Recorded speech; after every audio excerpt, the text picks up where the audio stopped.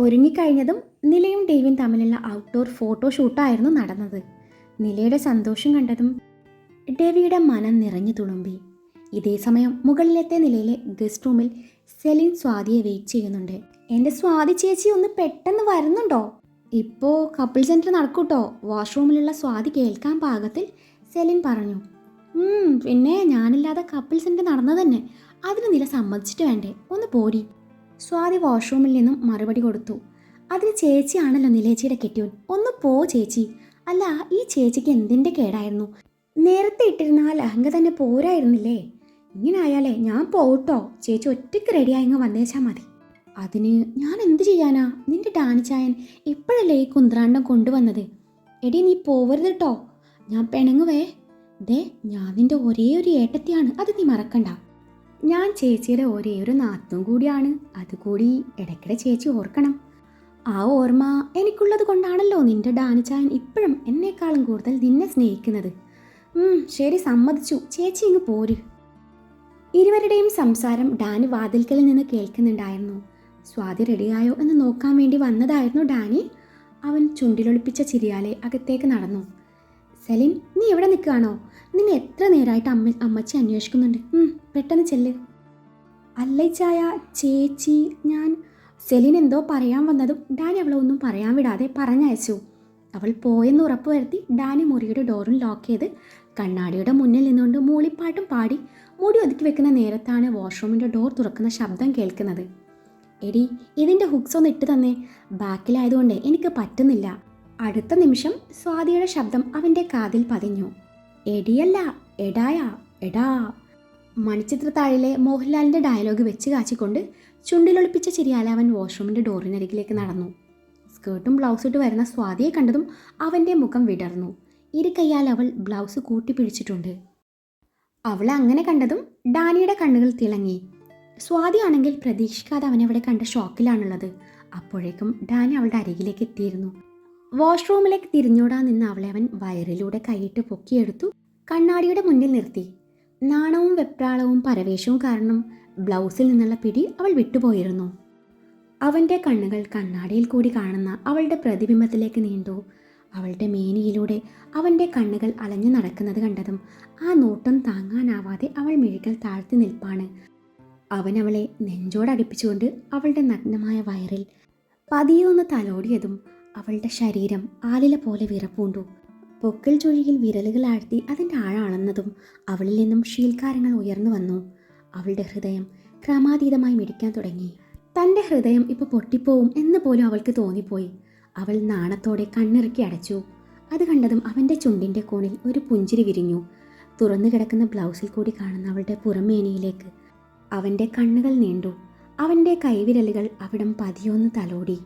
അവളുടെ മുടി വകഞ്ഞു മാറ്റിക്കൊണ്ട് പിൻകഴുത്തിലെ സ്വർണമുള്ള രോമങ്ങളിലേക്ക് അവൻ ചുണ്ടമർത്തി. അവൻ്റെ നനുത്ത ചുണ്ടുകൾ അവിടെ അമർന്നതും അവൾ തൻ്റെ ഇരു കൈയാലെ പാവാട മുറുക്കി പിടിച്ചു. അവളിലെ വിറയൽ തിരിച്ചറിഞ്ഞതും അവൻ ഓരോ ഹുക്കുകളും ഇട്ടുകൊടുക്കാൻ തുടങ്ങി. അവൻ്റെ ആ പ്രവൃത്തിയിൽ അവളുടെ ശരീരത്തിൽ ആകമാനം കുളിര് പടർത്തി. കഴിഞ്ഞു, ഇനി കണ്ണു തുറന്നോ. ഹുക്സ് മുഴുവൻ ഇട്ട് കഴിഞ്ഞതും അവളുടെ കാതോരം ചുണ്ടമർത്തിക്കൊണ്ടുവൻ നേരിയ സ്വരത്തിൽ പറഞ്ഞു. അന്നേരം അവൾ അവന് നേരെ തിരിഞ്ഞു നാണത്തോടെ അവൻ്റെ നെഞ്ചിൽ മുഖം പൂഴ്ത്തിയതും ആ നിമിഷം അവൻ്റെ ചുണ്ടുകൾ അവളുടെ തോളിൽ അമർന്നു. അവളെ തന്നിൽ നിന്നും അടർത്തി മാറ്റി അവളുടെ മുഖം തനിക്ക് നേരെ പിടിച്ചുയർത്തിയതും ഇതുവരെ കാണാത്ത ഡാനിയായിരുന്നു അവൾ കണ്ടത്. അവൻ തൻ്റെ ഇരു കൈത്തലവും അവളുടെ കവിളിൽ ചേർത്ത് വെച്ച് അവളെ കണ്ണിമ ചിമ്മാതെ നോക്കി നിന്നു. ഇരുവരുടെയും കണ്ണുകൾ തമ്മിൽ കൊരുത്ത് വലിച്ചു. പിന്നീട് അവൻ്റെ കണ്ണുകൾ അവളുടെ മുഖത്ത് ആകമാനം ഒഴുകി നടന്നു. അവൻ്റെ നോട്ടം മുഴുവൻ തൻ്റെ അതരത്തിലാണെന്ന് മനസ്സിലായതും അവളുടെ മിഴികൾ വെള്ളത്തിൽ നിന്നും കരയിലേക്ക് എടുത്തിട്ട മീനിനെ പോലെ പിടയ്ക്കാൻ തുടങ്ങി. പെണ്ണിൻ്റെ മുഖം നാണം കൊണ്ട് ചുവന്ന് തുടുത്തിട്ടുണ്ട്. അവൻ്റെ മുഖം അവളിലേക്ക് അടുത്തു വന്നു. അവൻ്റെ ചുണ്ടുകൾ അതിൻ്റെ ഇണയെ തേടിയെത്തിയതും അവളുടെ കണ്ണുകൾ കൂമ്പി അടഞ്ഞു പോയിരുന്നു. ഇരുവരുടെയും നിശ്വാസങ്ങളും ഉമിനീരും തമ്മിൽ കൂടിക്കലർന്നു. മൃദുവായി ചുണ്ടുകൾ നുണയുന്നതിനോടൊപ്പം അവൻ്റെ കൈകൾ അവളുടെ വയറിൽ അനുസരണയില്ലാതെ ഒഴുകി നടന്നതും അവളിൽ വൈദ്യുത പ്രവാഹം കടന്നു പോകുന്ന ഫീലായിരുന്നു. അവൾ അവൻ്റെ ഷർട്ടിനുള്ളിലൂടെ കൈയിട്ട് അവൻ്റെ മുതുകിലും കഴുത്തിലും പോറൽ വീഴ്ത്തി. ആവേശത്തോടെ അവൻ അവളുടെ ഇരു ചുണ്ടും മാറി മാറി നുണഞ്ഞു. നിമിഷങ്ങൾ കടന്നു പോയിക്കൊണ്ടിരുന്നു. ചുംബനം അതിൻ്റെ തീവ്രതയിലെത്തിയതും അവൻ്റെ വലത് കൈ മുകളിലോട്ട് ഇഴഞ്ഞു നീങ്ങി അവളുടെ വലത് മാറിൽ അമർന്നതും സ്വാതി സ്വബോധത്തിലേക്ക് വരികയായിരുന്നു. സ്വാതി കണ്ണുകൾ വലിച്ചു തുറന്നുകൊണ്ട് അവനെ പിടിച്ചു തള്ളിയതും ചുംബനത്തിൻ്റെ രസച്ചരട് മുറിഞ്ഞ ഈർഷ്യയോടെ അവൻ അവളെ നോക്കിയതും ആ നിമിഷം അവൾ അവനെ ദഹിപ്പിച്ചു നോക്കി. ഒന്ന് പുറത്തു പോയേ, സ്വാതി കടുപ്പിച്ചു പറഞ്ഞു. പിന്നെ ഞാനിപ്പോൾ പോവും, നീ കാത്തിരുന്നു. നീ സാരി ഉടുത്ത് കഴിഞ്ഞ് നമ്മൾ ഒരുമിച്ചാണ് പോകുന്നത്. അതും പറഞ്ഞ് അവൻ അവിടെയുള്ള ബെഡിലേക്ക് ഒരു ചാട്ടമായിരുന്നു. ഡാനി ചായ ഒന്ന് പോകുന്നേ പ്ലീസ്. സോറി, നീ സാരി എടുത്തോ, ഞാനിവിടെ കിടന്നോളാം. അതും പറഞ്ഞ് അവളെ മൊത്തത്തിലൊന്ന് ഒഴിഞ്ഞു നോക്കി. അവൻ്റെ നോട്ടം കണ്ടതും അവൾ കൈകൾ കൊണ്ട് മാറി മറച്ചു പിടിച്ചു അവനെ കടുപ്പിച്ചു നോക്കി. ഒന്ന് പോടി, അതൊക്കെ ഞാൻ നേരത്തെ നല്ല വൃത്തിക്ക് കണ്ടതാ. പിന്നെ ഇപ്പം എന്തിനാ മറച്ചു പിടിക്കുന്നേ? നീ പെട്ടെന്ന് സാരി ഉടുക്കാൻ നോക്ക്, ഞാൻ നോക്കില്ല പോരെ എന്നും പറഞ്ഞവൻ അവളെ ശ്രദ്ധിക്കാതെ തൻ്റെ ഫോൺ എടുത്ത് നോക്കാൻ തുടങ്ങി. വേറെ വഴിയില്ലാതെ സ്വാതി മുഖം തിരിഞ്ഞു നിന്ന് സാരി ഉടുക്കാനും തുടങ്ങി. അത് കണ്ടതും അവൻ ഫോണും പോക്കറ്റിലിട്ട് അവളുടെ പ്രവൃത്തികൾ ഓരോന്നും സസൂക്ഷ്മം വീക്ഷിച്ചു തുടങ്ങി. സാരി ഉടുത്ത് കഴിഞ്ഞ് തിരിഞ്ഞു നോക്കിയ സ്വാതി കാണുന്നത് തന്നെ കണ്ണിമച്ചുമാതെ നോക്കുന്ന ഡാനിയാണ്. അവൾ ഒരുങ്ങിക്കഴിഞ്ഞതും ഡാനി അവളെ ചേർത്ത് പിടിച്ച് തൻ്റെ ഫോണെടുത്ത് ചറപറ സെൽഫി എടുത്തു. കൂട്ടത്തിൽ അവളുടെ കവിളിൽ ചുണ്ട് ചേർത്തുകൊണ്ടുള്ള ഒരു സെൽഫി പോസ്റ്റ് അവൻ മറന്നില്ല. ഡാനി ആരാ മോൻ? ഓണത്തിനിടയിൽ പുട്ട് കച്ചവടം നടത്താൻ ആരെയും അവനെ പഠിപ്പിക്കണോ? നിലയുടെ കൈയും പിടിച്ച് ഡേവിഡ് മനോഹരമായി അലങ്കരിച്ച സ്റ്റേജിൽ ലക്ഷ്യം വെച്ച് നടന്നു. കപ്പിൾ സെൻ്റർ അടിപൊളിയാക്കണം എന്നത് നമ്മുടെ പിള്ളേരുടെ ആഗ്രഹമായിരുന്നു. അതവർ ഭംഗിയായി ഓർഗനൈസ് ചെയ്തിട്ടുണ്ട്. ഇരുവരും നടന്നു നീങ്ങുന്ന വഴിയിലൊക്കെയും റോസ് പെറ്റൽസ് ബ്ലാസ്റ്റ് കൊണ്ടുള്ള ഉഗ്രം വരവേൽപ്പായിരുന്നു നടന്നത്. പിന്നീട് ബലൂൺ ബ്ലാസ്റ്റോടുകൂടി ഇരുവരെയും സ്റ്റേജിലേക്ക് വരവേറ്റു. 2-3 പ്രൊഫഷണൽ ഫോട്ടോഗ്രാഫർമാർ മനോഹരമായ നിമിഷങ്ങൾ പല ആംഗിളിൽ നിന്നും ക്യാമറയിൽ പകർത്താനായി അവരുടെ പിന്നാലെ തന്നെയുണ്ട്. കപ്പിൾ സ്റ്റേജിലെത്തിയ നിമിഷം ഇരുവരും ഒരുമിച്ചുള്ള മനോഹരമായ ഫോട്ടോയും ഹാപ്പി വെഡ്ഡിംഗ് ആനിവേഴ്സറി എന്നും സ്റ്റേജിലെ LED സ്ക്രീനിൽ തെളിഞ്ഞു. അതിൻ്റെ കൂടെ എല്ലാവരുടെയും ശ്രദ്ധ അങ്ങോട്ട് പതിയും വിധം ഒരു ശബ്ദവും ഓരോരുത്തരെയും തേടിയെത്തി.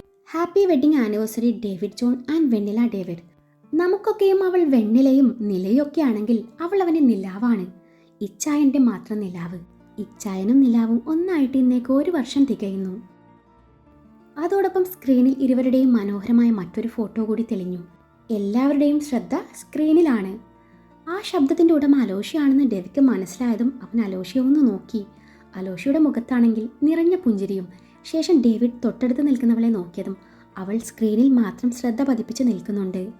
ഈ ഇച്ചായന് ഒരു പ്രണയമുണ്ടായിരുന്നു, അതറിയാം നിനക്ക്? ഡാനിയുടെ ആയിരുന്നു ആ ശബ്ദം. പിന്നല്ല, അതെനിക്ക് അറിയാതിരിക്കോ? വീണ്ടും അലോഷിയുടെ സ്വരം. എന്നാ ആ കഥ നമുക്കിവിടെ പറഞ്ഞാലോ? ഡാനിയായിരുന്നു ആ പറഞ്ഞത്. ഇവന്മാരെ രണ്ടും കൂടി എന്നെ നാണം കെടുത്തു എന്നാ തോന്നണേ എന്നും ആത്മകഥം പറഞ്ഞുകൊണ്ട് ഡേവിഡ് സ്റ്റേജിന് തൊട്ടുമുന്നിലായി നിൽക്കുന്ന ഡാനിയെയും അലോഷിയെയും നോക്കിയതും അങ്ങോട്ട് നോക്ക് എന്ന പോലെ ഡെവിയെ നോക്കി രണ്ടും കണ്ണുകൊണ്ട് സ്ക്രീനിലേക്ക് കാണിച്ചതും ഡെവിയുടെ കണ്ണുകൾ സ്ക്രീനിലേക്ക് നീണ്ടു. പലരും പ്രണയത്തിന് പനിനീർപ്പൂവിൻ്റെ ഗന്ധമാണെന്നും മുല്ലപ്പൂവിൻ്റെ ഗന്ധമാണെന്നും പറയുമെങ്കിലും ഇങ്ങേരുടെ പ്രണയത്തിന് കാട്ടുചെമ്പകത്തിൻ്റെ ഗന്ധമായിരുന്നു. ആദ്യമായി അവനവളെ കണ്ടത് ഇവിടെ വെച്ചാണ്. ഏകദേശം 5.5 വർഷങ്ങൾക്ക് മുൻപ് അവനവളെ ആദ്യമായി കണ്ടുമുട്ടുകയാണ്. സ്ക്രീനിൽ ഒരു ഫോട്ടോ തെളിഞ്ഞു. ഡെവി നിലയെ ആദ്യമായി അമ്പലത്തിൽ വെച്ച് കണ്ടപ്പോൾ അവനവളെ കണ്ണിമ ചിമ്മാതെ നോക്കുന്ന ഒരു ഫോട്ടോ. കൗമാരക്കാരി നില അമ്പലത്തിൻ്റെ പടി കയറുന്നതിനിടയിൽ ആരുടെയോ വിളി കേട്ട് തിരിഞ്ഞു നോക്കുന്ന നിമിഷത്തിൽ എടുത്ത ഒരു ഫോട്ടോ. 2 പേരും ഒരുമിച്ച് ഫ്രെയിമിൽ വരുന്ന രീതിയിൽ ഫോട്ടോ സ്ക്രീനിൽ പതിഞ്ഞു. അതിൽ ഇരുവരുടെയും മുഖം വ്യക്തമാണ്. അതോടൊപ്പം ഡേവിഡ് ജോണിൻ്റെ love at first sight expression വ്യക്തമായി കാണുന്ന ഒരു ക്ലോസപ്പ് ഫോട്ടോയും സ്ക്രീനിൽ തെളിഞ്ഞു. ആ ഫോട്ടോ കണ്ട് ഒരു നിമിഷം ഡെവി പോലും പകച്ചുപോയി. അവൻ്റെ ആ പഴയ ലുക്ക് കണ്ടതും നില വായും പൊളിച്ച് നോക്കി നിൽപ്പുണ്ട്. മീശയും താടിയൊന്നുമില്ലാത്ത ക്ലീൻ ഷേവ് ലുക്ക്. അന്ന് കൂടെ ഉണ്ടായിരുന്ന രണ്ടും ഒപ്പിച്ച പണിയാണിതെന്ന് മനസ്സിലാക്കിയ ഡെവി വീണ്ടും രണ്ടിനെയും തിരിഞ്ഞു നോക്കി. അധികം ഗസ്റ്റൊന്നും വന്നിട്ടില്ല. അടുത്ത ബന്ധുക്കൾ മാത്രം എത്തിത്തുടങ്ങിയതേ ഉള്ളൂ. നിലയുടെ ബന്ധുക്കളൊക്കെയും ഏകദേശം എത്തിയിരുന്നു. അവരൊക്കെ ഇത് കണ്ട് എന്തോ പോയി അണ്ണാനെ പോലെ നിൽപ്പുണ്ട്. നമ്മുടെ 4 പെൺപിള്ളേർക്ക് ഇതൊരു പുതിയ അറിവായിരുന്നു. അവരൊക്കെയും വായും പൊളിച്ച് സ്ക്രീനിലേക്ക് നോക്കുന്നുണ്ട്. അവനവൾക്കിട്ട പേരായിരുന്നു കാട്ടുചെമ്പകം. ആദ്യമായി അവനൊരു പെണ്ണിനോട് പ്രണയം തോന്നിയിരിക്കുന്നു. 23കാരന് 16കാരിയോട് തോന്നിയ അഗാധമായ പ്രണയം. പിന്നീട് അവൾ പോലും അറിയാതെ അവളുടെ പിന്നാലെ നിഴൽ പോലെ 5 വർഷം ഉള്ളിലൊളിപ്പിച്ച പ്രണയവുമായി നടന്നു. അത് പറയുന്നതിനോടൊപ്പം നില പോലും അറിയാതെ ഡെവി നിലയെ നോക്കിയിരിക്കുന്ന ഒരുപാട് ഫോട്ടോസ് സ്ക്രീനിലൂടെ മിന്നിമാഞ്ഞു. അമ്പലത്തിലും ബസ് സ്റ്റോപ്പിലും ഡാൻസ് ക്ലാസ്സിലേക്ക് പോകുന്നതും കലോത്സവ വേദിയിൽ നൃത്തം ചെയ്യുന്ന നിലയെ കണ്ണടുക്കാതെ നോക്കി നിൽക്കുന്നതുമായ ഒരുപാട് ഫോട്ടോസ്. നിലയുടെ ഉള്ളിൽ നാണവും ചമ്മലും സന്തോഷവും സങ്കടവും എല്ലാം കൂടി കലർന്നൊരു ഭാവം. ചുറ്റിലുള്ള ബന്ധുക്കളെ നോക്കാനാവാതെ അവൾ കണ്ണിറുക്കി അടച്ചു. അച്ഛനും അമ്മയ്ക്കും എല്ലാം അറിയാം. അമ്മാമാരും അമ്മായിമാരും എന്ത് കരുതി കാണും. എന്തോ നിലയുടെ ഉള്ളിൽ ആദ്യം നിറഞ്ഞു. വീണ്ടും ഡാനിയുടെ സ്വരം കേട്ടാണ് നില സ്ക്രീനിലേക്ക് നോക്കുന്നത്. വിളിച്ച കല്യാണത്തിന് പോലും പോവാത്ത അവൻ അവളെ കാണാൻ വേണ്ടി മാത്രം വിളിക്കാത്ത കല്യാണത്തിന് വരെ പോയി തുടങ്ങി. അത് പറയുന്നതിനോടൊപ്പം ഏതോ ഒരു കല്യാണത്തിന് അവിടെ നിന്ന് നിലയെ കണ്ണിമ ചിമ്മാതെ നോക്കി നിൽക്കുന്ന ഡെവിയെ സ്ക്രീനിൽ തെളിഞ്ഞു. ഇത് കണ്ടതും നിലയുടെ കണ്ണ് മെഴിഞ്ഞു വന്നു. അന്നേരം ഡെവി നിലയെ തലചരിച്ചു മെല്ലെ നോക്കിയതും നില അവനെ വല്ലാത്ത ഭാവത്തിൽ തിരിഞ്ഞു നോക്കിയതും ഒരുമിച്ചായിരുന്നു. അവൻ അവളെ കണ്ണ് ചിമ്മി കാണിച്ചതും ഡാ കള്ളക്കാമുക, തനിക്ക് വെച്ചിട്ടുണ്ടാ. അവൻ്റെ കാതോരം അവൾ കാറ്റുപോലെ മൊഴിഞ്ഞതും അവൾക്ക് മാത്രം കാണാൻ പാകത്തിൽ അവൻ്റെ ചുണ്ടിൻ്റെ കോണിൽ ഒരു പുഞ്ചിരി വിരിഞ്ഞു. ഒരു സിനിമാ കഥ പറയും പോലെ പിന്നെയും ഇരുവരുടെയും ഫോട്ടോസ് സ്ക്രീനിൽ മിന്നിമാഞ്ഞു. കൂടെ ഡാനിയുടെ എക്സ്പ്ലനേഷനും. നിമിഷങ്ങൾ പോയിക്കൊണ്ടിരുന്നു. അങ്ങനെ ഇരുവരും ഒരുമിക്കുകയാണ് സുഹൃത്തുക്കളെ എന്നും പറഞ്ഞുകൊണ്ട് ഡേവിഡ് നിലയുടെ കഴുത്തിൽ താലികെട്ടുന്ന ഫോട്ടോ സ്ക്രീനിൽ തെളിഞ്ഞതും ഡെവിക്കും നിലയ്ക്കും അത്ഭുതമായിരുന്നു. അവരുടെ കയ്യിൽ പോലും ഇല്ലാത്ത ഫോട്ടോ ആയിരുന്നു അത്. ഒപ്പം ഡെവി നിലയുടെ കൈയും പിടിച്ച് അഗ്നിയെ വലയം വെക്കുന്ന ഫോട്ടോ കൂടി കണ്ടതും നിലയുടെ കണ്ണ് നിറഞ്ഞു വന്നു. ആ നിമിഷം ഡെവിയോളുടെ കൈ മുറുക്കി പിടിച്ചു. സ്ക്രീനിൽ വീണ്ടും ഡാനിയുടെ ശബ്ദം. വിവാഹ ജീവിതത്തിൻ്റെ ആദ്യ വർഷം പിന്നിടുമ്പോൾ ഇരുവർക്കും കൂട്ടായി ഒരു കുഞ്ഞതിഥി കൂടി വരാൻ പോകുന്ന സന്തോഷത്തിലാണ് ഇരുവരും. ഇച്ചായനും നിലാവിനും കൂട്ടായി അവരുടെ കുഞ്ഞു നക്ഷത്രം. Yes, and now they are 3. നിലയുടെ ഡ്രസ്സിന് മേലെയായി അവളുടെ വയറിൽ ചുണ്ടമർത്തുന്ന ഡെവി. ആ ഫോട്ടോ സ്ക്രീനിൽ തെളിഞ്ഞു കണ്ടതും ഡെവിയും നിലയും ഒരുപോലെ ഞെട്ടുകയായിരുന്നു. നേരത്തെ പള്ളിയിൽ പോയി വന്ന ശേഷം ക്ഷീണം കാരണം കിടക്കാൻ മുറിയിലേക്ക് ചെന്ന നിലയ്ക്ക് പിന്നാലെ ചെന്ന ഡെവി സന്തോഷം കൊണ്ട് ഉമ്മ വെച്ച് പോയതാണ്. അന്നേരം ഡോർ അടച്ചില്ലായിരുന്നു. ആ നിമിഷം പെൺപിള്ളേരിൽ ആരോ ഒരാൾ പകർത്തിയ ഫോട്ടോയാണതെന്ന് അവർക്ക് മനസ്സിലായി. നില പ്രഗ്നൻ്റ് ആണെന്ന് പലർക്കും പുതിയ അറിവായിരുന്നു. നിലയുടെ ചേച്ചിക്കും വിച്ചുവിനു പോലും. ഇരുവരുടെയും മുഖം ഒരുപോലെ വിടർന്നു. Once again happy wedding anniversary Mr and Mrs David. അത് പറയുമ്പോൾ രാവിലെ സ്വാതി എടുത്തു കൊടുത്ത ലിപ് കിസ് ഫോട്ടോ കൂടി സ്ക്രീനിൽ തെളിഞ്ഞതും ഡേവിഡ് ചമ്മലോടെ എല്ലാവരെയും നോക്കി. പരുക്കനായ ഡേവിഡ് ജോണിനെ മാത്രമേ എല്ലാവർക്കും അറിയുള്ളൂ.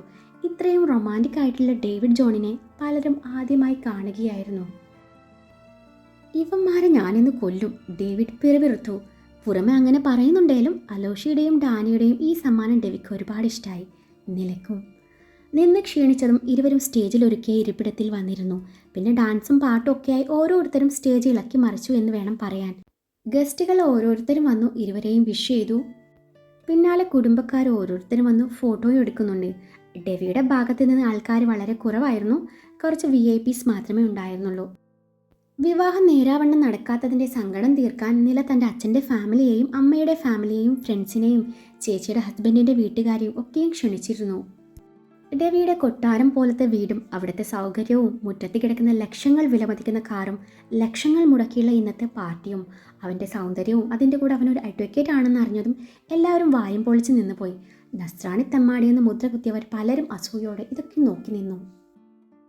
വിച്ചു അന്ന് ശരിക്കും ഷൈൻ ചെയ്തു. അളിയൻ തന്നോട് കാണിക്കുന്ന സ്നേഹവും പരിഗണനയും തൻ്റെ കസിൻസൊക്കെയും അസൂയോടെ നോക്കുന്നത് കണ്ടപ്പോൾ ഇതൊക്കെ എന്ത് എന്ന പോലെ അവൻ ഗമയോടങ്ങ് നിന്നു. നിലയ്ക്കും ഡെവിക്കും ഒപ്പം തൻ്റെ അച്ഛനും അമ്മയും ചേച്ചിയും ചേച്ചിയുടെ ഭർത്താവും വിച്ചുവും ഒരുമിച്ച് നിന്നുള്ള ഫോട്ടോ നില പ്രത്യേകം പറയിപ്പിച്ചെടുത്തതാണ്. അവളുടെ ചേച്ചിയുടെയും രമേശേട്ടൻ്റെയും വിവാഹ വാർഷികം ഇന്ന് തന്നെ ആയിരുന്നു. അവർ ചെറിയ രീതിയിൽ പകൽ ആഘോഷിച്ചിരുന്നു. അന്ന് അവരുടെ മാരേജ് കുളമാക്കിയ കാര്യം ഓർത്തതും ഡെവിക്ക് രമേശിനെ ഫേസ് ചെയ്യാൻ നല്ല ബുദ്ധിമുട്ടുണ്ടായിരുന്നു. അത് ശരി, പ്രേമിച്ച പെണ്ണിനെ കെട്ടാൻ വേണ്ടി അന്നൊരു അവസരം ഉണ്ടാക്കിയതാണല്ലേ? രമേശ് ഡെവി കേൾക്കാൻ പാകത്തിൽ ചിരിയോടെ പറഞ്ഞതും ആ ചിരി അവനിലേക്കും പടർന്നു. നിലയ്ക്ക് ക്ഷീണം തോന്നാതിരിക്കാൻ വേണ്ടി ഡേവിഡ് അവളെ കൊണ്ട് ഫ്രഷ് ജ്യൂസും ഇളനീരും 2 തവണ കുടിപ്പിച്ചിരുന്നു. കുറച്ച് കഴിഞ്ഞതും നിലയുടെ മുഖത്ത് അസ്വസ്ഥത കണ്ട് ഡേവിഡ് അവളെ ഒന്ന് നോക്കി. നിലാവേ, എന്തു പറ്റി? അവളുടെ അരികിൽ ചേർന്നിരുന്നുകൊണ്ട് അവൻ ചോദിച്ചു. ഇച്ചായ, പാവാട ചിരട് നല്ലോണം മുറുകി കിടക്കുക. ഇരിക്കുമ്പോൾ വല്ലാത്തൊരു അസ്വസ്ഥത. പിന്നെ എനിക്ക് വാഷ്റൂമിലും പോകണം. ഞാൻ പറഞ്ഞതല്ലേ എനിക്ക് കുടിക്കാനൊന്നും വേണ്ടെന്ന്. കൊച്ചു കുഞ്ഞിനെ പോലെ ചുണ്ട് കൂർപ്പിച്ച് പറയുന്നവളെ കണ്ടതും അവന് ചിരി വന്നു പോയി. അത്രയേ ഉള്ളൂ, വേറെ പ്രശ്നമൊന്നുമില്ലല്ലോ. നമ്മുടെ കുഞ്ഞിന് കുഴപ്പമൊന്നുമില്ലല്ലോ. ഇതിപ്പോൾ സ്റ്റേജിലെത്തിയിട്ട് എത്രാമത്തെ തവണയാണ് ഇയാൾ ഈ ചോദ്യം ചോദിക്കുന്നത്? ഡെവിയെ കൂർപ്പിച്ച് നോക്കിക്കൊണ്ട് അവൾ ചോദിച്ചു. ഞാൻ എണ്ണീട്ടില്ല. അവനിൽ കുസൃതി നിറഞ്ഞു. എന്നാ ഞാൻ എണ്ണീട്ടുണ്ട് 8 തവണ.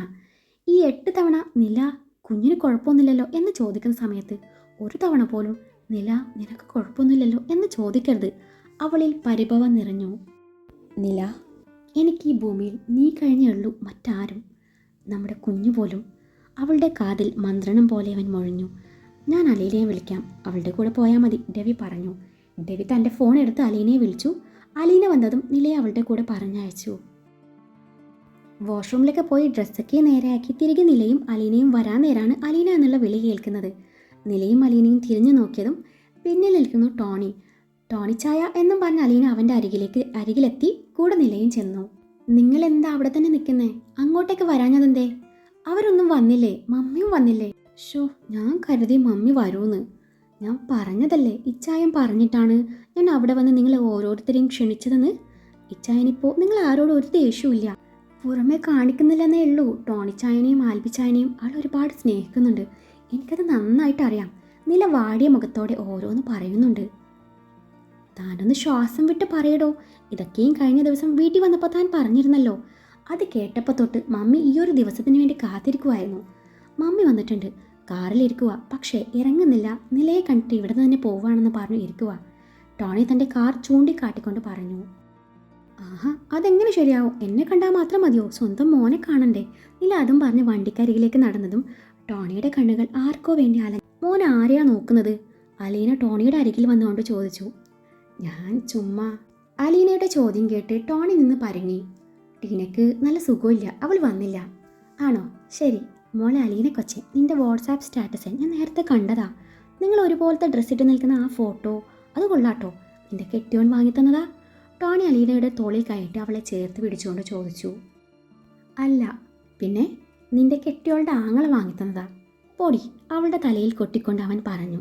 ആ സമയത്താണ് മമ്മിയുടെ കൈയും പിടിച്ച് നില വരുന്നത് കാണുന്നത്. ഇരുവരും ആ കാഴ്ച അങ്ങനെ നോക്കി നിന്നു. തൻ്റെ മമ്മയെ ചേർത്തി പിടിച്ച് വരുന്ന നിലയെ കണ്ടതും ഡേവിഡ് ശരിക്കും തറഞ്ഞു പോയിരുന്നു. ഹൃദയം എന്തിനെന്നറിയാതെ ശക്തിയായി മിടിക്കാൻ തുടങ്ങി. ആ വരവ് അവൻ തീരെ പ്രതീക്ഷിച്ചില്ലായിരുന്നു. ഒരു നിമിഷം അവൻ അവരെ കണ്ണടിക്കാതെ നോക്കി നിന്നു. അവരുടെ മുഖത്തെ ക്ഷീണവും ഔഷധയും അവൻ ആദ്യമായി നോക്കി കാണുകയായിരുന്നു. ഇത്രയും കാലം സത്യങ്ങളൊന്നും അറിയാതെ വേദനിപ്പിച്ചതിനും അകറ്റി നിർത്തിയതിനും ആ കാലിൽ വീണ് മാപ്പ് പറയാനും അവരെ വാരിപ്പുണരാനും ആ മാറോട് ചേരാനും ഒരു നിമിഷം അവൻ ആഗ്രഹിച്ചു പോയിരുന്നു. പക്ഷെ ഇപ്പോൾ അതിനുള്ള സമയമല്ലെന്ന് മനസ്സിലാക്കിയ ഡേവിഡ് ഒന്നും പുറത്ത് കാണിക്കാതെ സ്ഥിരം സ്ഥായി ഭാവത്തോടെ നിന്നു. ഉള്ളിലെ സ്നേഹം പുറത്ത് ചാടാതിരിക്കാൻ അവൻ പാടുപെടുന്നുണ്ടായിരുന്നു. പിന്നാലെ വരുന്ന ടോണിയെ കണ്ടതും അവൻ്റെ കണ്ണുകൾ ഒന്നുകൂടി തിളങ്ങി. അപ്പോഴേക്കും നില മമ്മിയും കൊണ്ട് അവൻ്റെ അരികിലെത്തിയിരുന്നു. ഇച്ചായ, ദേ മമ്മി വന്നു കേട്ടോ. ഞാൻ പറഞ്ഞില്ല മമ്മി വരുമെന്ന്. മമ്മിക്ക് വരാതിരിക്കാൻ പറ്റില്ലെന്ന് എനിക്ക് അറിയായിരുന്നു. നില പറഞ്ഞത് കേട്ടതും രവിക്ക് മമ്മിയോട് ചിരിക്കണോ വേണ്ടയോ എന്ന തോന്നലിൽ അവരെ ഒന്ന് നോക്കി.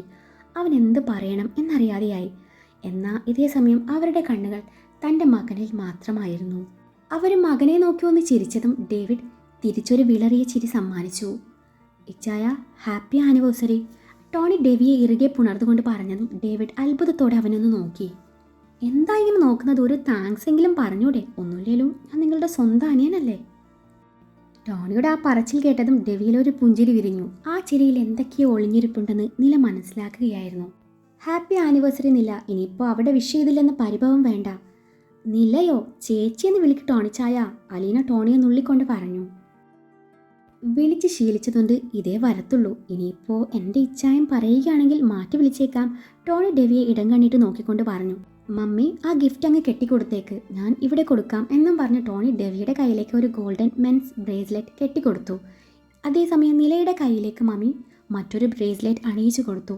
ശേഷം അവർ നിലയുടെ നെറുകയിൽ ചുണ്ടമർത്തി. നില അന്നേരം ഡെവിയെ ഒന്ന് നോക്കി. നിറയാൻ വെമ്പുന്ന മിഴികളെ ശാസിച്ചു നിർത്തുന്ന അവനെ നോക്കി അവൾ കണ്ണ് ചിമ്മി മനോഹരമായി ചിരിച്ചതും അവനും ചിരിക്കാൻ ശ്രമിച്ചു. കണ്ണിൽ നിന്നുതിർന്ന നീർത്തുള്ളി അവൻ അപ്പം തന്നെ ആരും കാണാതെ തുടച്ചു കളഞ്ഞു. അലീന, നീ വന്നേ, നമുക്കേ ഫോട്ടോ എടുക്കാന്നേ, വാ ഇവിടെ നിൽക്കുകയെന്നും പറഞ്ഞ് ടോണി അവളെ അവൻ്റെ അരികിൽ പിടിച്ചു നിർത്തി. നിലയുടെ അരികിലായി മമ്മിയും ഡെവിയുടെ അരികിൽ ടോണിയും ഉണ്ട്. ടോണിയുടെ അപ്പുറത്തായി അലീനയും. ടോണി തൻ്റെ ഫോൺ ആരുടെയോ കയ്യിൽ കൊടുത്തുകൊണ്ട് ഫോട്ടോ എടുപ്പിച്ചു. ടോണി ഡെവിയുടെ തോളിൽ കൈയിട്ട് ചേർത്ത് പിടിച്ചതും ഡെവി അവനെ തലചരിച്ചൊന്ന് നോക്കി. അങ്ങോട്ട് നോക്കിച്ചായ, അല്ലെങ്കിൽ ഫോട്ടോക്ക് ഭംഗിയുണ്ടാവില്ല. ടോണിയുടെ ആ പറച്ചിൽ കേട്ട് ഡെവിക്ക് ചിരി വന്നു. എങ്കിലും ഏറെ പിടുത്തം തുടർന്നു. അത് കഴിഞ്ഞ് നില മമ്മിയെ ഡെവിയുടെ തൊട്ടരികിൽ നിർത്തി. മമ്മിക്ക് തൊട്ടരികിൽ ടോണിയും അലീന നിലയുടെ അരികിലും. ശേഷം നില സ്വാതിയെ വിളിച്ചു തൻ്റെ ഫോണിൽ ഈ ഫോട്ടോ പകർത്താൻ പറഞ്ഞു. സ്റ്റേജിലെ ഫാമിലി ഫോട്ടോ എടുപ്പ് കണ്ട് അലോഷി അവരോടൊപ്പം കൂടി. അലോഷി അലീനയുടെ അരികിൽ വന്നു നിന്നു. ഡാനിയും സെലിനും ടീനയും സ്വാതിയും മനോഹരമായ ഈ മുഹൂർത്തം ക്യാമറയിൽ പകർത്തി. ടോണിയുടെ മനസ്സ് വായിച്ച അലീന ടീനയെ പിടിച്ച് ടോണിയുടെ അരികിൽ നിർത്തിയതും ടോണി അലീനയുടെ കാതോരം പതുക്കെ പറഞ്ഞു, നീ ആടി പെങ്ങള്. അതിപ്പോഴെങ്കിലും എൻ്റെ പുന്നാരാങ്ങൾക്ക് മനസ്സിലായല്ലോ. അലീന ചെറുതായി ഊക്കി വിട്ടു. വീണ്ടും ക്യാമറയുടെ ഫ്ലാഷ് ലൈറ്റുകൾ മിന്നിമാഞ്ഞു. അവസാനം മമ്മിയും ഡേവിയും നിലയും മാത്രമായുള്ള ഒരു ഫോട്ടോ നില ഫോട്ടോഗ്രാഫറെ കൊണ്ട് പ്രത്യേകം എടുപ്പിച്ചിരുന്നു.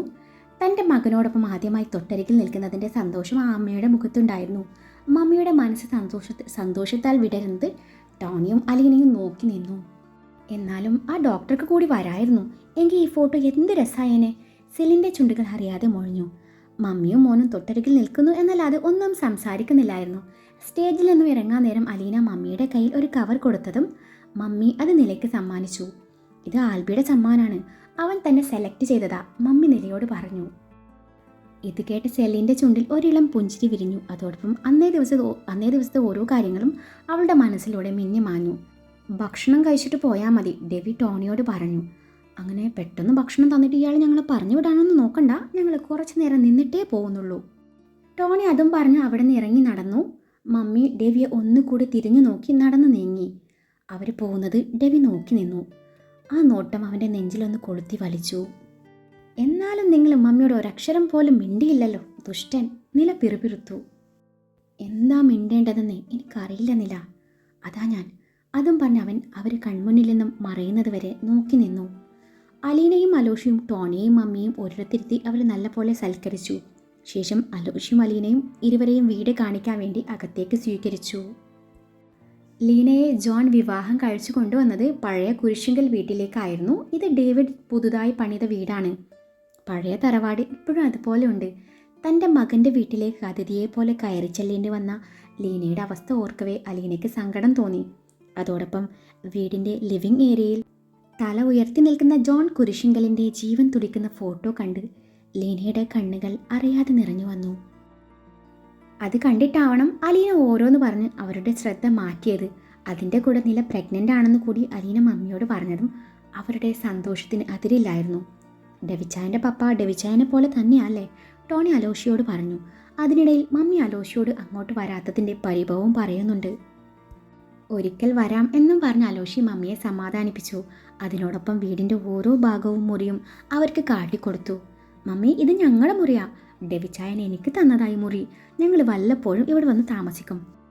അലീന ആ വീട്ടിലെ അവളുടെയും അലോഷിയുടെയും മുറി കാട്ടിക്കൊടുത്തുകൊണ്ട് പറഞ്ഞു. ഡെവിച്ചായനെ എന്നെ എന്തിഷ്ടമാണെന്നറിയോ.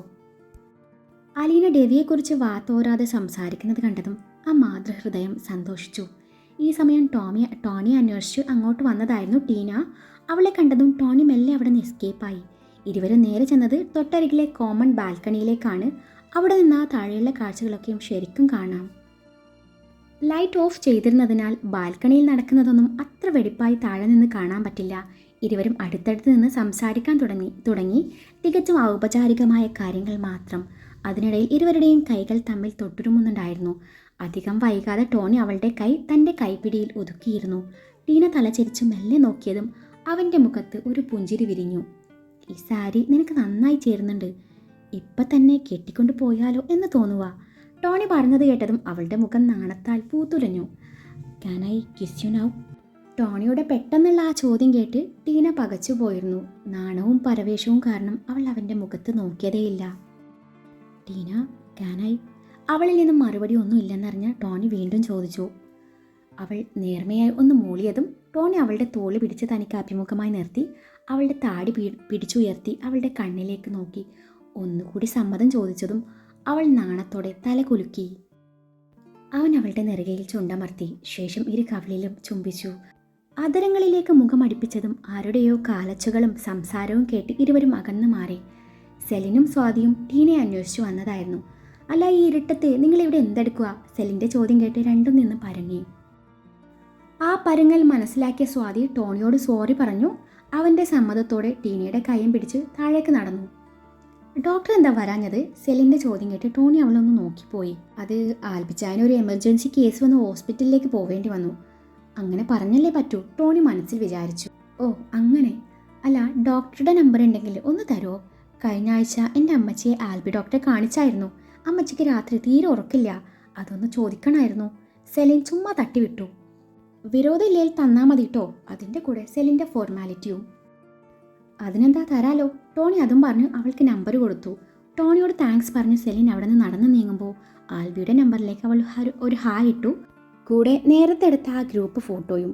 ആളെ മനസ്സിലാവാതിരിക്കാൻ വേണ്ടി സെലിൻ തൻ്റെ DP ഒരു പൂച്ചക്കുട്ടിയുടേതാക്കി മാറ്റി. സെലിൻ പോയതും ടോണി ആറ്റുനോട്ടു ഒത്തുവന്ന ചുംബനം നഷ്ടപ്പെട്ടതിൻ്റെ നിരാശയിൽ ഛേ എന്നും പറഞ്ഞ് ചെറുചിരിയാലെ തൻ്റെ മുടി പിന്നിലേക്ക് മാടി ഒതുക്കി. അപ്പോഴവൻ്റെ ചുണ്ടിൽ ഒരിളം പുഞ്ചിരി തത്തിക്കളിക്കുന്നുണ്ടായിരുന്നു. ടോണിയും മമ്മിയും കുറച്ച് കഴിഞ്ഞ് അവിടുന്ന് മടങ്ങി. അതിനിടയിൽ നിലയും ഡെവിയും എല്ലാവരും ഒത്ത് ഭക്ഷണം കഴിച്ചു. ഒട്ടുമിക്ക ഗസ്റ്റും ഒക്കെയും പോയി തുടങ്ങി. പിന്നീട് അടുത്ത ബന്ധുക്കളുടെ സാന്നിധ്യത്തിൽ വെച്ച് ഡാനിയുടെയും അലോഷയുടെയും നേതൃത്വത്തിൽ കേക്ക് കട്ടിങ്ങും ഫോട്ടോ എടുപ്പും പാട്ടും ഡാൻസും നിലയ്ക്ക് ഡെവിക്കുള്ള 8ന്റെ പണിയും കപ്പിൾസ് ഗെയിമും. എന്തിന്, ഡെവിയെ കൊണ്ട് നിലയെ പ്രൊപ്പോസ് ചെയ്യിപ്പിക്കുകയും ഫ്രഞ്ച് അടുപ്പിക്കുകയും കൂടി ചെയ്തു. പബ്ലിക്കിന് മുന്നിൽ തങ്ങളുടെ സ്നേഹം തുറന്നു കാട്ടാൻ ഡെവിക്ക് തീരെ താല്പര്യമില്ലായിരുന്നു. പിള്ളേര് വിടണ്ടേ, പിന്നെ എന്ത് ചെയ്യാൻ, എല്ലാത്തിനും ഒന്ന് നിന്നു കൊടുത്തു. അവസാനം പരിപാടിയൊക്കെയും കഴിഞ്ഞപ്പോൾ 12 മണി. നിലയുടെ വീട്ടുകാരും അലോഷി, അലീന, സെലിൻ, ഡാനി, ടീന എന്നിവരൊഴികെ ബാക്കിയുള്ള ബന്ധുക്കളൊക്കെയും മടങ്ങി. സ്വാതിയെ അവളുടെ അച്ഛനും അമ്മയും കൊണ്ടുപോകാൻ ഒരുങ്ങിയതും നിലയുടെ ഉത്തരവാദിത്തത്തിൽ അവളുടെ അച്ഛൻ അവിടെ നിർത്തി പോവുകയായിരുന്നു. അത് കണ്ടതും ഒരു മിനി ഫസ്റ്റ് നൈറ്റ് താൻ ഇന്ന് നടത്തിയിരിക്കും എന്ന് മനസ്സിൽ ഉറപ്പിച്ചുകൊണ്ട് ഡാനിയുടെ മനസ്സിൽ 1000 ലഡ്ഡു ഒരുമിച്ച് പൊട്ടി. പാർട്ടി കഴിഞ്ഞപ്പോഴേക്കും നില ശരിക്കും ടയേർഡായിരുന്നു. അവൾ കണ്ണാടിക്ക് മുന്നിൽ നിന്നുകൊണ്ട് തൻ്റെ മേക്കപ്പ് റിമൂവ് ചെയ്യുന്നുണ്ട്. ശേഷം മുഖം നന്നായി കഴുകി വന്നപ്പോഴാണ് ആരുമായോ ഫോണിൽ സംസാരിച്ചുകൊണ്ട് ഡെവി അങ്ങോട്ട് വരുന്നത്. ബ്ലേസർ അഴിച്ചു കൈ പിടിച്ചിട്ടുണ്ട്. അവൻ ഡോർ അടിച്ച് ലോക്ക് ചെയ്ത് വന്നപ്പോഴേക്കും നില കണ്ണാടിയുടെ മുന്നിൽ നിന്നുകൊണ്ട് തൻ്റെ സാരി അഴിക്കാനുള്ള പുറപ്പാടിലായിരുന്നു. ഡെവി അവളൊന്ന് നോക്കി. ബ്ലേസർ സെറ്റിയിൽ വെച്ച് അവൻ ഫോണിൽ സംസാരിച്ചുകൊണ്ട് അവളുടെ അരികിലേക്ക് നടന്നു. സാരിയുടെ പിന്നിലേക്ക് നീണ്ട അവളുടെ കൈക്ക് മേലെ അവൻ്റെ പിടി വീണു. നില കണ്ണാടിയിൽ കൂടി അവനെ ഒന്ന് നോക്കി. അവൻ അപ്പോഴും ഫോണിൽ സംസാരിക്കുന്നുണ്ട്. മിസ്റ്റർ വെങ്കടേഷ്, നമുക്ക് നാളെ ഡീറ്റെയിലായി സംസാരിക്കാം. ഇപ്പോൾ ഞാൻ ശരിക്കും ടയേർഡാണ്. ശരി, എന്നാൽ വെക്കട്ടെ. Good night. അതും പറഞ്ഞ് ഡെവി കോൾ കട്ട് ചെയ്ത് ഫോൺ ഡ്രസ്സിംഗ് ടേബിളിന് മുകളിൽ വെച്ചു. നിലയുടെ ഇരു തോളിലും തൻ്റെ കൈ ചേർത്ത് വെച്ച് കണ്ണാടിയിലേക്ക് ദൃഷ്ടി പതിപ്പിച്ചു. ഇരുവരും ഒരേ സമയം അവരുടെ പ്രതിബിംബത്തിലേക്ക് നോക്കി നിന്നു. താങ്ക്സ്. അവളുടെ കാതോരം ചുണ്ടമർത്തി ഏറെ പ്രണയത്തോടെ അവൻ മൊഴിഞ്ഞു. എന്തിനാ, അവൾ ചോദിച്ചു. എല്ലാത്തിനും നിലാവെ, ഈ ഒരു ദിവസം ഞാൻ ഒരിക്കലും മറക്കില്ല, ഡെവി പറഞ്ഞു. ഞാനും. നില കണ്ണാടിയിൽ കൂടി അവൻ്റെ കണ്ണിലേക്ക് നോക്കിക്കൊണ്ട് പറഞ്ഞു. നിനക്ക് ഗിഫ്റ്റ് വേണ്ടേ? തന്നാ സ്വീകരിക്കും. ആദ്യം ഈ സാരി മാറ്റിയേക്കാം അല്ലേ? അതും പറഞ്ഞ് അവൻ്റെ കൈ സാരിയുടെ പിന്നിലേക്ക് നീണ്ടതും നില കണ്ണാടിയിൽ കൊണ്ട് അവൻ്റെ പ്രവൃത്തി നോക്കി നിന്നു. ഇതേസമയം അലോഷിയും അലീനയും കുളിയും കഴിഞ്ഞ് വന്നതായിരുന്നു. ടവലും ചുറ്റി വന്ന അലീനയെ അവൻ വയറിലൂടെ ചുറ്റിപ്പിടിച്ചു വട്ടം കറക്കി. ബെഡിലേക്ക് ഒരു വീഴ്ചയായിരുന്നു. ഇതേസമയം സ്വാതി, ടീന, സെലിൻ ഒരുമിച്ച് ഒരു മുറിയിൽ കിടക്കാനുള്ള പ്ലാനിലായിരുന്നു. ആദ്യം സെലിൻ ഫ്രഷ് ആവാനായി വാഷ്റൂമിൽ ചെന്നു. അടുത്തത് ടീനയുടെ ഊഴമാണ്. അപ്പോഴാണ് സ്വാതിയുടെ ഫോണിലേക്ക് ഡാനിയുടെ കോൾ വരുന്നത്. സ്വാതി ഫോണും എടുത്ത് ബാൽക്കണിയിലേക്ക് നടന്നു. ഇവിടെ വാഷ്റൂം ഫ്രീ ആണെന്നും ഇങ്ങോട്ട് പോരെന്നും ഡാനി പറഞ്ഞതും അവൻ്റെ ഉള്ളിലെ കുരുട്ടുബുദ്ധി മനസ്സിലാവാതെ പാവം സ്വാതി മാറിയിടാനുള്ള ഡ്രസ്സും എടുത്ത് ഡാനി കിടക്കുന്ന മുറി ലക്ഷ്യം വെച്ച് നടന്നു.